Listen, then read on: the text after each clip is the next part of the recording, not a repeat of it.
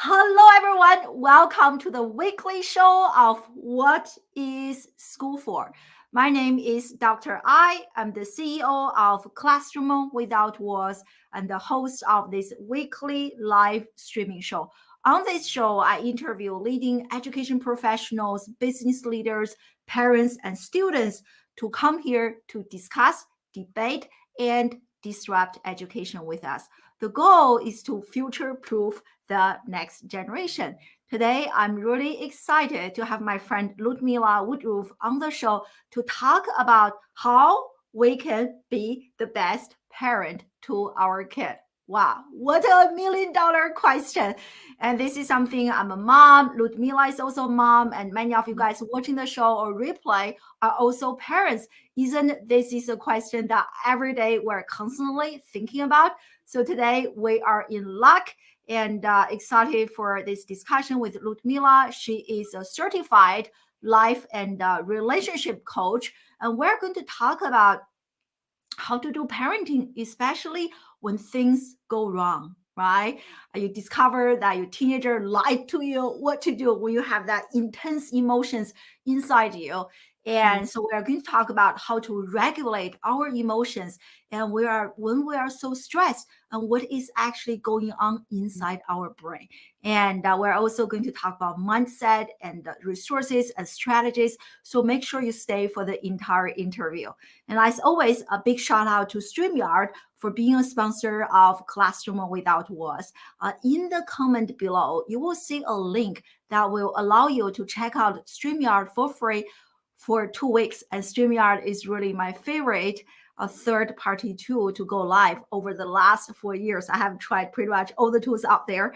And we are live on all the social media channels, believe it or not. And I highly recommend that you join us live on Amazon Live. And if you just enter Classroom Without Walls .live, and you can watch us live on Amazon Live. The cool part about watching us live on Amazon Live is that you can see a list of books related to homeschooling, parenting, and education that I have personally reviewed and read, and I highly recommend. So join us live on Amazon Live, Classroom Without Walls .live. Without any further ado, Ludmila, my friend, welcome to the show. Thank you so much for having me. I am very excited for this conversation. Yes, likewise. We have been connecting for quite some time. I really love what you are doing. Excited for today's discussion. So to kick off the conversation, you are a certified life and relationship coach. So share with us what brought you to this body of work. Of course. So I think we all step into our work that I call calling because we've experienced some challenges. So before I became a mom, and I would love to hear your perspective, I had all the ideas about how I will be parenting, how easy it will be. I knew all the things, right? And then when I became a mom, what a shock, correct? So what a surprise. I thought I had all the answers, only to find out I had a lot to learn. So with our first child, I think I went into postpartum depression without even knowing that there is a postpartum depression. We also moved abroad. We didn't have any family around. And I found myself in those really, now I understand, lows, like really lows of my nervous system was a lot in a shutdown. And I felt depressed, and I was very reactive with our firstborn son. And also it started influencing my marriage. It influenced how I felt about myself. I felt really guilty. And I understood I need to change something. I need to understand what is going on my part. What are we doing within the parenting relationship that is not working out for us? Because we thought it will be, smiles and happiness and only the positive emotions, as we see everywhere on the social media, TV, advertisements, families that are smiling and happy and fulfilled. And I felt like I was cheated. What is going on here? So I went out on a journey of really helping myself to become a better parent, emotionally not reactive parent.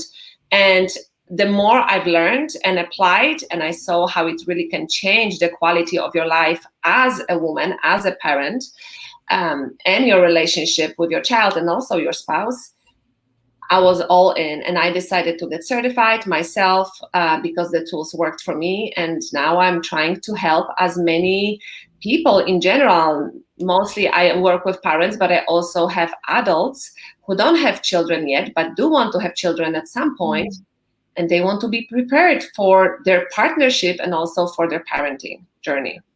Yeah, I mean, what a incredible story. And as a mom, I have 3 boys, and I can definitely relate. Parenting, I always say that, I'm an entrepreneur. I actually run 2 businesses and doing so many things. And the hardest job is being a mom, is being a parent. And we don't even get paid.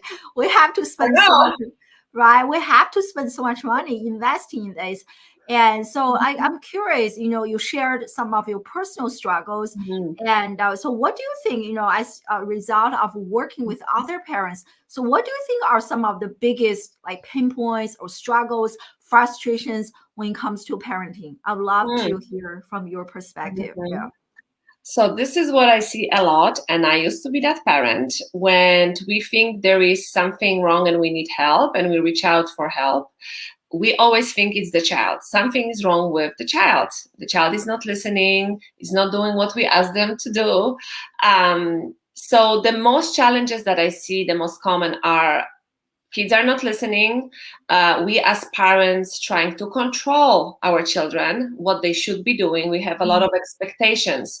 And when the expectations are not being met, we become emotionally dysregulated. That can look like threatening them, bargaining with them,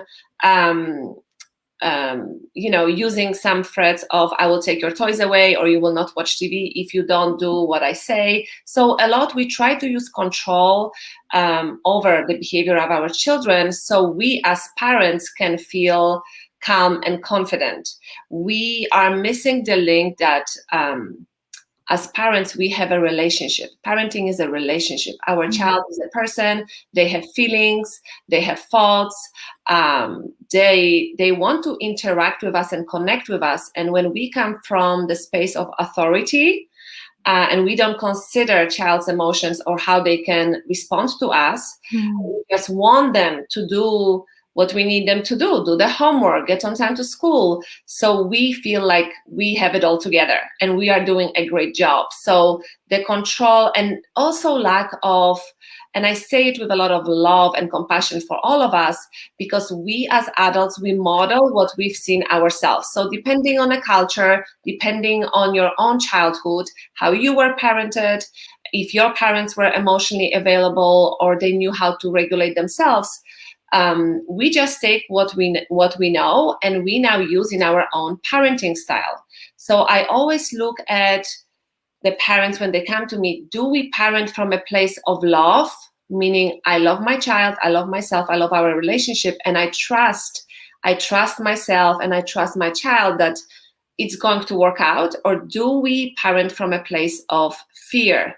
And with fear comes control. I am fearful. I hear very often, if my child doesn't do well at school right now, if they are not motivated to do homework, I am afraid they will fail in life, they will not be successful. And when we parent from that space, it goes wrong and we disconnect emotionally. We disconnect from our children. It becomes this authoritative kind of parenting that we don't feel great about because it doesn't really feel right. Yeah, I mean, like so many great points. By the way, everyone, I see the questions coming in, and thank you for joining us live. Let me know in the comment section where you guys are joining us live from, social media wise and geographically speaking. And I can definitely relate, like parenting from the standpoint of trusting our children versus fear. This is something that I do for my professional career, but it is so hard, one thing is to talk about it, another thing is to actually implement it. I really, and you already mentioned so many good points, and I definitely want to go deeper. And I want to ask you, I think it is a lot easier, like you and I right now, we're talking about parenting, and when everything's fine, there's no kids screaming in the background, everything's smooth. But I found that it is really challenging when there is a conflicting situation. Like, for example, right, let's say that we had a teenager boy or a girl out there, and the mom or dad caught the kid lying to the parent, and that is definitely a trigger in my family, because we really prioritize building characters, and lying is just unacceptable. So in a situation like that, lying, whatever, your kids are stealing stuff, being really disrespectful, like how can we parent from the perspective of love, so that we're not constantly yelling at Yes. So let's be honest. When we say we parent from love, it doesn't mean that there are no boundaries. That's first. But we really need to start. I always say parenting is personal growth on steroids for me, because it really forces us to look at ourselves. Like for me, respect was very important as well. 100%. We want to raise respectful children. We want to have respectful relationships. So in that case, we also need to look at expectations. Do we expect, because we show our children we value respect, do we really believe that children will never make mistakes? Because this is what comes into play. When we have expectations that are unrealistic, we get triggered, correct? So when we say children shouldn't be lying, we want that. We want them to be honest and transparent with us, but sometimes they might lie. Does that mean that we did a poor job? Does that mean that our child is a bad child? No. We need to be checking with ourselves, correct? Because when we come from unrealistic expectations, so I will ask you, your child lied. What do you make it mean? Means that they are doing something that they are not supposed to do. And they kind of were not listening to us because we told them they're not supposed to do that. And so, yeah. Exactly. So I just want you to take a look at this, because it's great if we have real life examples. So first of all, you said he's not listening to us. So we think that when we say words to our kids and we give them advice, they should always listen. So that's already a reality check. Very often the kids will listen and sometimes they will not. So we need to be prepared for this. Sometimes kids don't listen. That's the reality. Second of all, you said he didn't listen and then he did something wrong.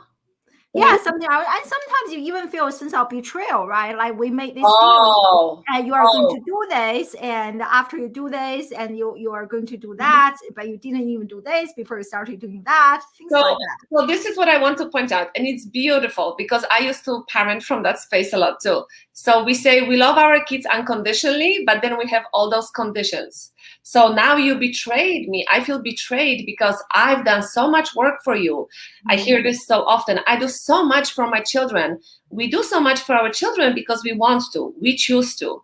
We can't have conditions because we do so much. We are such amazing parents. Now there is no space for you to fail as a child. You have to be a perfect type of a person. That doesn't even exist. So I don't say don't address the situation and have a conversation with them, but we need to check, are we coming from a clean space emotionally ourselves? Meaning, if I feel betrayed, if I feel you shouldn't be doing this as a child, as my child, I feel I do so much for you. You should do better. You should be better. We come already with a lot of unmet expectations and emotions, and that conversation will turn emotional pretty fast. So before you start the conversation around the subject that is triggering you, we need to really check with ourselves. Why is this so important? Why am I reacting? Are the children really not allowed to make mistakes? Because this is rigidity. I understand lying. We have values. Lying is not one of our values. So let's really check with our child. Why did you do that? Because behavior is language. I always say that behavior is language. Why did he lie? What's really behind the lying? Is there fear that if I tell you what I did, you will reject me? Is this the fear that I will not meet the perfect picture that you have of me? Do I think you will judge me as a parent? There is so much we don't know what's happening in the heads of our especially teenagers with all the hormones. But it also goes to younger children because we can see it. When I see anger, and there are a lot of things that might be a taboo in our society. That's why I think it's so important to really bring it forward. When we see an angry child, angry boy, we say, that's not allowed, right? Or an angry girl. Girls shouldn't be angry. But anger is really a secondary emotion. So we have a lot of sadness, frustration, disappointment under the anger, and kids really, their brain is not fully developed yet. So if they go into reactive anger immediately, that's their only way to communicate, to get the sensation of this very intense emotion out of their body and out of their system. What we as parents, if we don't understand how the nervous system works, we might go really quickly to judgment. My child shouldn't behave like this. That's inappropriate behavior. You shouldn't be angry. So every time you hear yourself think or say should, or should not, there is a small message for you to really check with yourself first before engaging in a conversation with your child. Yeah, I mean, oh my God, you just mentioned so many great points. So are you saying that we should not have expectations for our kids, or like how should we approach this? And so that we can really handle this. And then I have some follow-up question. This is fascinating. For sure, you can have expectations like you have in your marriage, I'm sure, or in your work. And the reality of life is sometimes our expectations will not be met, correct? If we even look at ourselves, right? You have expectations of yourself every day as well. Do you always meet your expectations 100% of the time? We don't sometimes. We don't. And we don't see that we don't even do it 100% of the time, but we have those expectations of our children to be always managing them. Can't you just manage yourself, please? So I don't have to manage my emotions that come up. We don't understand their impulse control isn't developed yet fully. And we look at our children, we say, why are you behaving this way? Because I feel triggered. And we don't understand the trigger is on us. How maybe their behavior triggered us, but then how we respond to a trigger is really our responsibility. So we can't blame our children. Well, I feel bad or I feel sad or I'm angry because of your behavior. No, we need to really own the responsibility for how we respond. And if we do overreact and if we do yell and if we say things we regret, we need to go back and we need to repair. But we can only repair and understand ourselves and apologize when we can calm ourselves down, not from an emotional place. Because what happens very often when we have expectation of our child, let's say, like you say, I don't like my child to yell, to lie. So then they lied. And then you find out. And you don't give yourself any space to process that emotion because now do you feel disappointed or angry? How do you feel when you find out he lied? Like, I think a combination, right? Very disappointed. Yes. And especially if we have been talking about it for quite some time. Exactly. Yeah. We told you. This is brilliant. I love this. Listen, we all know how to stay healthy, correct? We know how to eat healthy. We told you so many times. Why don't you listen? Why don't you listen? Because I'm human, Mom. And sometimes I know what you said. And sometimes I will also follow what I feel in the moment. And if I feel scared, I will lie. Correct? Yeah. So we expect this perfection. I told you, you should know better. And it's just not reality. Like sometimes we tell our husband, I told you when you behave this way, it really upsets me. And they still keep doing it sometimes because we are all human and we have our own emotions. So really checking and leaving space if you feel very disappointed, if you feel sad, if you feel angry, leaving space between having the conversation with them, leaving space for yourself. First of all, calming down. How important is this? How can we talk about it? What do I need to understand about myself and about my child, about the behavior, right? Do I really think he's going to be a horrible human being and he doesn't appreciate me? Because a lot of it, do you think he didn't appreciate your parenting, that he lied? Yeah. Do you see how we make it all about ourselves? We say it's about our children. It's really about ourselves. So he didn't appreciate my hard work that I put into it. So I say, have expectations. Sure. Just check how do they align with the reality. So if you have expectations, my child should always listen. My child should never lie. My child should never have intense emotions like anger. That's embarrassing. My child should only have A's at school. And they get a B, your expectation is not met, so you will be triggered. Check your expectations and check if those expectations come from love and compassion or from fear. And control, I always say, is this fear and control or love and compassion and trust? Because yeah, I love it. And I just saw this comment from Lillian. Sorry, I don't know why her comment is now showing up. So she was talking about our children are our mirrors. It is so true, right? So can I mention something, Lillian? So when you ask me why I came into this work, I had this idea that respect for the parent from my own culture is to listen to the parent and do what they tell you. So, but I've never been that kind of a child. I've been a rebel my whole life. That's why I want to work for myself. And I would always question everything that, I hear. I always question it. So imagine now my firstborn son. He comes to the world, and who is this person? He's a rebel, strong personality, his own person. He can hold himself. And so imagine what happens. He's my mirror. I get triggered because I see myself in him. When I was not great at school, even though I studied abroad, I know 4 languages, academics wasn't really, I wasn't really motivated to be the best at school. So now I look at my child, it's him, and he says, I don't want to do homework. Homework is boring. So I can see my trigger immediately coming, oh my goodness, he will struggle like me. He will have such a hard time figuring out what to do in life. He needs to be academic. He needs to study. But then when I take a step back, I can see it and I say, of course I can see how this kind of homework is boring for him because it's not challenging him as a person. He has different interests. So I can separate my own fear, my own struggles from who he is. And then I can see him as a person. And I can see his brilliance. I can see where he has, he does the work. He does the work in subjects and areas of subjects where he has the interest in, but not things that are really boring to him. And I understand that, right? So, but the society says you need to do the boring stuff and you need to be good and you need to get A's and you need to listen to your mother because she will be very disappointed. And then we put all these expectations on our kids, and the kids, they want to please us. Up to the age of 12, the kids are very egocentric. What does that mean? Everything is about them, right? That's why they ask for what they want. That's why they say no. We can learn a lot from that. But they also, if you have disagreements with them, if you are fighting with your partner, because they are egocentric, they think it's because of them. So if you as a parent are unhappy, constantly stressed out, not in a good mood, they think it's because of them. That's why I say always, always as a parent, the best thing to do is to work on your emotional regulation. If you had any traumas or you have big triggers, go inwards. Go inwards and get to know yourself. Where do I come from fear? Where do I come from love?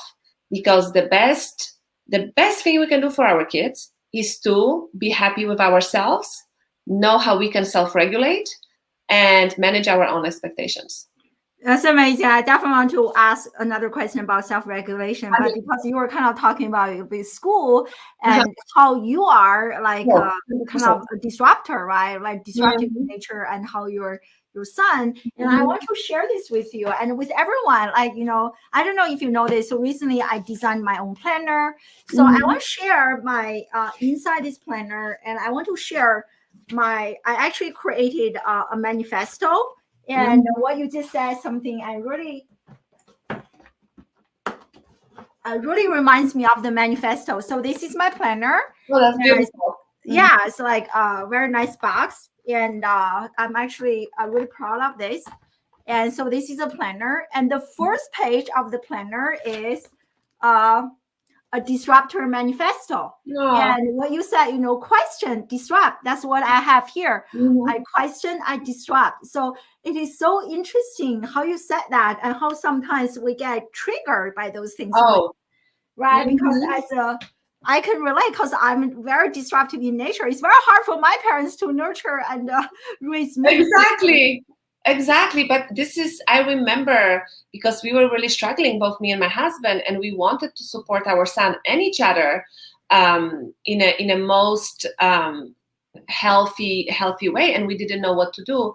And I remember we went to a child psychologist at some point because we needed some guidance. And this doctor told us, he said, you have a gifted child on your hands. You will have to be able to challenge him, find an environment where he is mentally challenged. He will also have very intense emotions, and I can see that. So what I had to learn, he also told me, he said, with children in general, and then you have specific children that are, their brain works differently. He said, when you will start yelling with your child, they will know you are not listening, you lost them. You need to remain as calm as possible for you in order for you to be able to communicate and connect with him. So I really took it to my heart, because we are yelling at our children, and we yell saying, don't yell, stop yelling while we are yelling. Like, how hypocritical is this, right? Or say, manage your emotions, where we are all over the place with our emotions. Or we say, do what you need to do, while we are sitting on a couch and procrastinating. So we need to have more compassion and grace for ourselves and also for them, because we're human. And if we can show them, like with the lying, we can, instead of being reacting and going rigid on them and loading them up with all of our disappointments, we can be very curious. I say, bring the curiosity to the parenting. Why did you do that? Why did you think it was a great idea? Do you think it was a great idea to lie? Without judgment, really, because then they will show you their thinking process. They will show you why they did that. When we come into conversation, we say, that was incorrect, you shouldn't be, they already know that. They already know that. So be curious. Why did you do it? And hold space. Don't use it later when they do something wrong again in your mind. Don't use it against them. Make it a safe space. I want my children to notice, this is what I did. Tell me, why did you do it? Okay, do you think it was a great idea? How was it great? How was it not great? Right? So when you have the conversation and openness for curiosity and understanding and love, they learn, first of all, it is safe to share. Even, my thinking behind the behaviors I even think was inappropriate. It is safe. I'm not a bad person, and I can learn from it. This is what I see a lot with children and also for adults. When we make a mistake and somebody's very disappointed with us, and as adults, it's most ourselves, we are disappointed, we make it mean there is something wrong with us and we are bad as a person. That really hurts our self-esteem. That really hurts our confidence. And just, it takes away from the self-love we have to develop for ourselves. So for kids, they want to be accepted by us. They want to be validated by us, right? But they also have this is normal. They want to also separate from us, especially as teenagers. They need to figure out, who are we separated from our parents, correct? Because when they are small, they feel more like they are part of us. But the older they get, they need to be able to be the individuals separated from us as parents. They need to figure it out, and they will do it, but making different mistakes. When you look at your teenage years and college years, I'm sure there are some things you've done that you think should have, maybe I should have thought twice about this. Oh my God, we did all sorts of, I still remember when I was a teenager, and we really wanted to go to this amusement park, but we didn't have money. I was like, what can we do? So me and my friends, we crossed the wall illegally to spend the whole day at the amusement park without even paying a penny. And then later my mom discovered it. Let me stop you there. Okay, how does that compare to your son lying? It's like, no big deal, right? No big deal. Honestly, like, you wanted something, you made it happen. Was it like the legal way to do it? Right? We can speculate, but this is what I mean. Like, we forget what we've done, and now we feel like we have to really reprimand our kids constantly. And I'm all for boundaries and all for having conversations, but we need to come from a clean emotional space. We can't just come in and dump all of our emotions on them. Like, imagine your mom, if she would find out and she says, I'm so disappointed. So you broke. Oh my God. Yes, she did. And I was supposed to clean dishes for that day. It was summer. And back then in China, we don't even have AC, whatever. So by the end of the day, she came back home. The dishes were like moldy. It was very ugly. And I was like playing the whole day outside at this amusement park illegally. So it's quite, But this is also, that's what kids do. Yeah. Now, on the other hand, it's really creative, right? Creative problem solving. You see one side. But like, we have this rigid, kids shouldn't lie. Kids never should have a B. It's not unreal. It's not unreal. Kids sometimes lie. kids, you see, when we talk about children and like, for example, smoking, that's for teenagers, right? And people say, oh my God, smoking is horrible. I say, every time you say something's horrible, your child was trying to try this, right? Like, is this really so bad? Like my mom told me. Well, for some people, smoking, they like it. Why? Because they think it helps them to relax. Okay. So you can have this conversation with your child that is being transparent. Some people use smoking because it helps them to relax their nervous system. But what really happens, they get even more anxious, like with drinking. Alcohol makes you more anxious, but some adults think it's helpful. Some adults drink because they just enjoy the taste of it. Like there is a difference between doing it to cope with your emotions and doing it because you enjoy it. And I think we as parents need to be educated. It should be in every school and every program. Nervous system, what happens really, what happens when you lie, what happens when you don't share some things, or when you get angry and emotional, what happens with your body and your brain. That's right. Basics, because that's right, yeah. Yeah. And so many good points. And it really reminds me of, I forgot the author of the book, and it is called The Whole Brain Child. Do you know that book?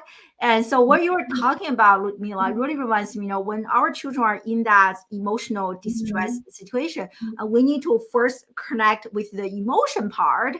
And then we introduce once they feel listened to, a safe environment, that's what you said. And then we can reintroduce the thinking brain. So and then you were talking about, like thinking, talking about this, the reason behind this. Yes. I have kind of follow up, and here's the question. And thank you for joining us live. So asking, how do you practice those things to get better at doing it? So maybe, and we can use this as a way to talk about emotional regulation. So I think the harder part is like mainly regulating our own emotion, right? The trigger you were talking about, feeling angry, betrayal, all those feelings. Yeah. So you were talking about emotional regulation. So what do you mean by emotional regulation? And can you give us some examples that will make it easier to handle situations like those, lying, stealing, smoking, whatever, right? I'm sure there can be other bigger issues. Yeah. So 100%. And before I even answer this is what I want to say. When your child is in emotion, so when your child is crying, yelling, frustrated, do not start to talk to them, meaning don't start explaining things, because that's what we do. We can be triggered looking at our child and we think, my goodness, what is going on here, right? You see toddlers with 5-year-old, even with older children, when they get emotional, they can't access their thinking brain. Their thinking brain is switched off. The same goes for us, right? So we have the prefrontal cortex that's responsible for thinking, for observing, for making, learning lessons from situations. But when we get triggered into fight and flight, correct? That's really comes from amygdala being now activated. That's another part of our brain that's responsible for memories and emotions. So when we are in the fight flight in our nervous system, and amygdala is now online, where prefrontal cortex is offline, you can't have a conversation that's logical, right? Imagine when you get all in your emotions, there is no way I can make you understand something from logical point of view. First of all, you need to calm your emotions so you can be more logical. So that's first. When you see your child having meltdowns, let them process the emotion throughout. Because what happens is if we give them time, like I see with my 5-year-olds, if he has a meltdown and I just sit there calmly, I sit or I leave the room, when he's done, he will come to me and he will ask for a hug. Okay. They need to process the emotion out of their body. So what I mean with emotional regulation is the nervous system's ability to navigate the lows and a high and being able to come down to calm. So when we look at the autonomic nervous system, we have the sympathetic and parasympathetic parts of our nervous system. So when you are calm and you can make logical decisions, you are using your prefrontal cortex, you feel connected, you feel very compassionate, you feel curious, you are in this good space. Everything is great. As we say, it's easy to parent from that space, okay? The moment you go into fight flight, now we are in a different part of this nervous system, right? So we are fight, flight, and we are very reactive. We think we have to protect ourselves. We become very defensive. We can become very angry. We become very frustrated. And then from that space, we can go even deeper. And what some people call even almost depression, it's shutdown. When you feel disassociation, when there is no energy immobilization, there is no energy really involved in that. You just shut down. It's too much for your nervous system to process. So you remove yourself. So people that stay in the house, they feel depressed, or there is no emotion involved.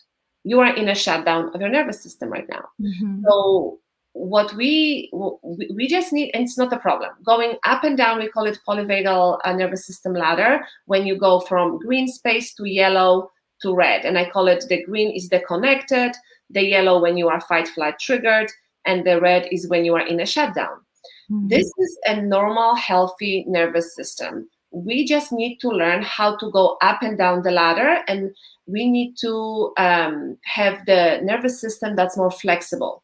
So if you don't have tools, and if you haven't practiced how to go up and down, right? So imagine you are calm and then you find out your son lied, or you are calm cooking and then your 5-year-old has a complete meltdown and you get triggered. You went from the green ventral vagal, so that's how it's called, ventral vagal in your nervous system, to fight and flight right now.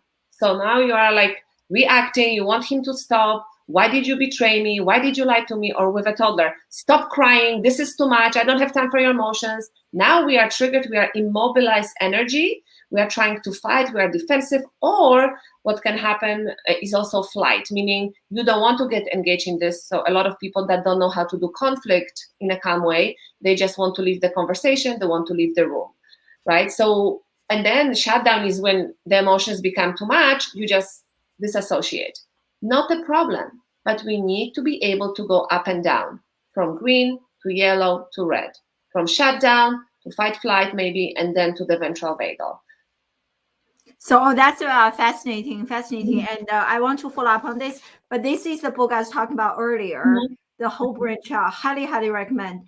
And so give us some strategy. I love this letter you were talking about, from the green light to the yellow light to red light. I feel like I pretty much go through this entire letter every single day a million times.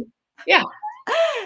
So share with us, what are some strategies, or like, I know you also talk about mindset. So what are some strategies that we can adopt to help us maneuver through those different color zones like easily, and build that resilience? Let's say that we are right now in the yellow, fight or flight situation.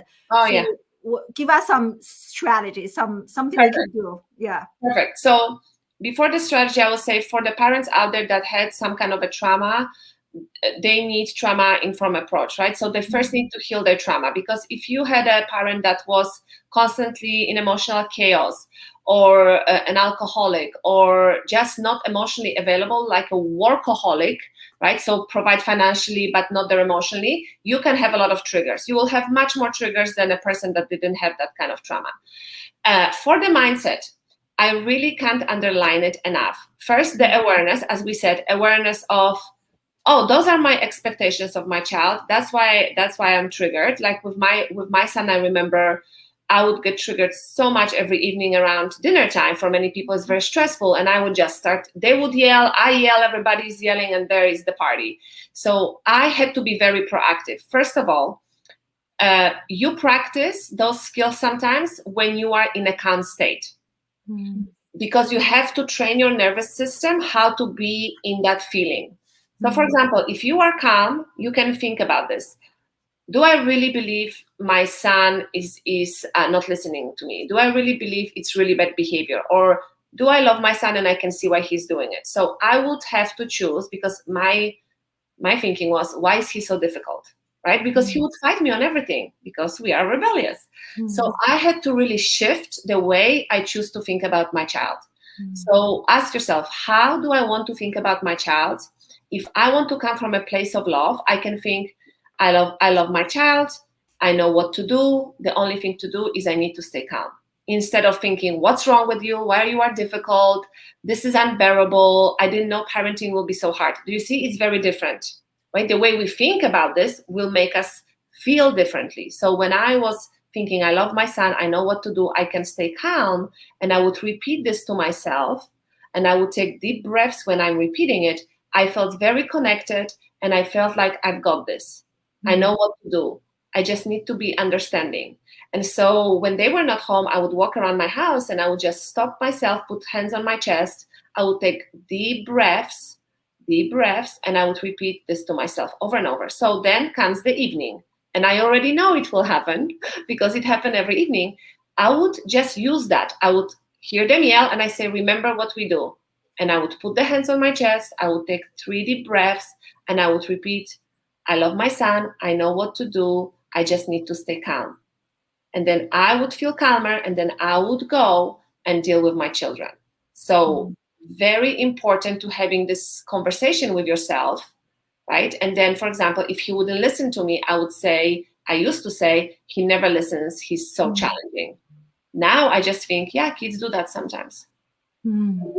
So I need to just think, he wants connection. He's testing boundaries. That's a healthy thing to do. And I need to be ready. How do I respond when he's doing it, right? So my response is always, I love you, and this is what we will do next. If I get triggered with him, for example, we are in the car and they start bickering and I can feel, like, you feel this emotion arise. I just say out loud to them, I said, I am getting nervous. I will take a few breaths so I can calm down. And they already know. So I just drive and I inhale and exhale. And while I do that, right, they still might be bickering, but while I do that, I just calm myself down and I repeat, I am safe, I'm calm. Because when you get triggered, the fight flight comes out, you might feel there is danger, you become very defensive and you want them to stop.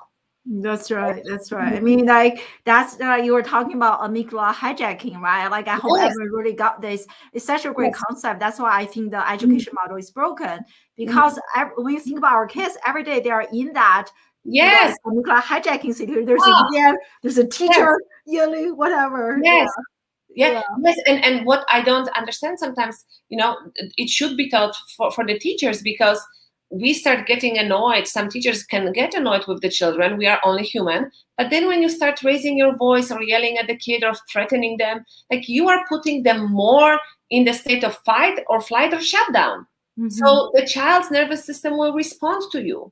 And as much as we can, we should really be educated around this, because when the child is going to shut down, by yelling at them, you will not be able to engage them or make them, they don't feel safe anymore. Their body doesn't feel safe. The neuroception picks up on cues. So if you have an angry face, and sometimes we look at our children and the face is angry, but we say, I'm calm. Like, their body picks it up. No, you are not calm. The body feels it. It's the neuroception is, this is not safe. Your face doesn't look safe. Your eyes don't look safe. So I will protect myself. Of course, it's all subconscious and automatic. The nervous system will go into flight, fight, or there is also fawn. It's people pleasing, right? So you can see kids that want to be, we have the syndrome of the good girl with a lot of women. Like, I needed to be the good girl. Don't make daddy upset, right? So your body will adapt, because your nervous system will always do 2 things. It always choose what's best for survival and safety. Yeah, 100%. Just reminds me of this. I think it was another book that I read. I show you research talking about how girls, they will intentionally choose to please the parents, the teachers, even though they have no interest in the subject matter. That's why schools overall have become so unfriendly to the boys and kind of more manageable for the girls, because even though they hate this, they will please you, right? Which is another problem. Don't even, I have 2 boys too, and we had a lot of struggles, right? Because we, and I'm all for, be respectful of girls, 100%, treat them with respect. But now we have all these expectations of boys that, if the girl misbehaves and says bad things to my son, the only person that's being punished is him for his reaction. And yes, we are working on it, like working with the nervous system, and we have also impulse control, right? So we need to make it a space where it's both supporting the girls and the boys. And when we see inappropriate behavior, it has to be addressed with both parties. So, yeah. Yeah, that's just like for sure, for sure. Yeah. Mhm. And thank you for Yeah. sharing so many like great tips with us. And earlier you also mentioned that anger is a secondary emotion. I don't know if everyone caught that. So can you explain to us what do you mean by secondary emotion? What is first emotion? Yes, so as I mentioned before, when we see anger, and especially when you have children that are gifted, like their brains work differently. For example, we had to learn about my son that some gifted have very intense emotions. So they almost their brain works so fast, processes so fast. That's why they are so smart. But what it also means on emotional level that they go from sadness to anger in milliseconds. So they don't even process the sadness, they immediately go into anger. And the anger is so intense, when you look at the society, that's completely inappropriate, right? So if you are in a public space and you see an angry child like this, a lot of parents get intimidated and they fear, wow, somebody will think I don't know how to parent him, that this child is out of control. But there is so much sadness and disappointment in frustration in anger, right? Because what happens is if I get a bad grade or I'm not invited to the party where all the other kids are going, we get angry. But when you go deeper under the anger, you see there is disappointment. Like I don't belong, right? People maybe don't like me. Why wasn't I invited? There is so much sadness under anger, but it's hard to see because we see only the angry person, Yeah. right? But I will tell you, when I went to speak at my son's school at some point, and I asked, who gets angry here sometimes? All the hands went up. All the hands went up. And then one child asked, could you please tell us how we can deal with anger without breaking things? So I want to say we all feel angry sometimes. All adults. I have never met an adult that has never been angry. If they were, then they're in the shutdown. Okay. We all experience anger, and we need to just know what it means. We just put labels and we put angry people in prison. Like if you go to prison and you ask who had trauma, who had who experienced like verbal abuse, physical abuse, anger issues, almost 90% of people, all the people in prison are traumatized, right? So if we don't understand what anger means, how we can help kids deal with this emotion, we label it as a problem. But when we label it as a problem, there's no solution. And solution is emotional connection, emotional education, emotional resilience. How can we help children? Like we do meditations, we do breath work, we do small exercises, like for example, one thing you can do when you get triggered to get yourself out of the emotional brain is to look around the room and name 3 white things you can see in the room. Why? Because it gets you out from the emotional brain to the prefrontal cortex. Or if you are sitting on a chair, you can start, touching with your toes the floor. How does the floor feels like? How does the seat, the chair feels under my legs? Is it cold? Warm? You start removing yourself from the emotional brain more into your body right now and your prefrontal cortex. There are different things you can do. Kundalini yoga is amazing if you want to be proactive. You practice breath work. You practice how to connect to your emotions and process them, release from your body. We are not releasing emotions. That's like the biggest challenge I see as a society in general. We use numbing behaviors, meaning drinking, eating, watching TV, scrolling social media, gaming. All of it, if it's in excess, it's numbing you, right? We don't want to feel the uncomfortable emotions. Who wants to feel disappointed? Nobody. Who wants to feel hopeless? Nobody, right? We don't want to feel anger, but we need to process the emotions. We need to name them. We need to know how to process them in our body. Otherwise, they are stuck in our nervous system and they are still there. So we ate, we drank, and the next day we wake up, it's still there. Oh, anxiety is still there. Sadness is still there, right? 100%. I mean, this is so powerful and so useful. You really wonder why we never learn about those things, right? When we're like a kid, in school. I really love, although I really love everything you mentioned. One thing, my biggest takeaway is like when we are in the calm situation to really practice, what you say, I love my kids to really, I think so. I think sometimes when I'm emotionally triggered, it's very hard for me, especially, I can coach other people's kids so much easier than working with my own. I'm sure you can relate, right? So with my own kids, it's But I think I'm going to really practice this when I'm actually not being triggered, when I'm actually in a calm situation. Yes. And one thing that worked really well in my life is that I have this. I don't know if you can see, everyone can see. This is a piece of rock or stone that I carry, especially like this is strength. I use this when I feel like amygdala hijacking moment. I feel like my lizard brain is kicking in. Yes. Or like just like kind of channeling and remind myself. I have another different one when I'm doing calls, closing clients. It like finding ways to channel that emotion. It makes a huge difference. Yeah. Yes, 100%. So start to regulate yourself, and also you can co-regulate with other people. If you can ask your husband for a hug. You can ask a friend. Like we have ways of co-regulating, or calling somebody and tell them, can you, when I'm stressed out, could you say, I even say to my friends, could you say this to me when I'm in that state? So because that makes me feel safe and seen. But really very important is writing down all the expectations. If you can do one thing, take a blank piece of paper with a pen and dump everything. I call it like brain dump or thought download. Write everything, what kind of expectations you have about your child, about their behavior, who should they be, and then you can even judge them, like all the judgments, get it out on a paper, because you will see it's so much of stories, not facts, really. And then when you have it on a paper, ask yourself, what of those things I can also say about myself? And you will see there will be a lot of projecting, because we project so much. If I'm lazy and I believe that laziness is not really for successful people, and then I see my son being lazy, not doing anything, guess what? I will be triggered and I will say, why are you so lazy? We project so much. So awareness of what kind of thoughts I have about him, what kind of beliefs I have about my child, about how he should be, what he should do, it will give you already all your triggers. Like, okay, and then we ask ourselves, is this really mine? Is this coming from me, or is it coming from my own childhood and my fears? That's right. That's right. Yeah. Very helpful. Very helpful. That's right. Oftentimes, it really came from our own life. Yeah, I love this.